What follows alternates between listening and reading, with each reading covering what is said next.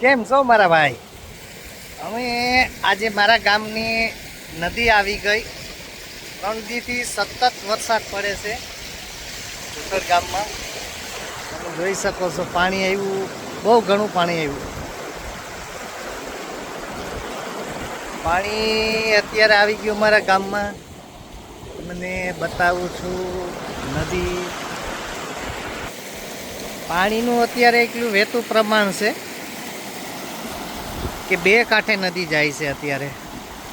આ પાણી અમારે અત્યારે કામનાથ નદીમાં સામેલ થઈ જશે. એટલે તમારા ગામમાં કેટલો વરસાદ થયો એ જરાક અમને કોમેન્ટમાં કહેજો. અમારા ગામમાં તો અત્યારે ઘણો વરસાદ થયો.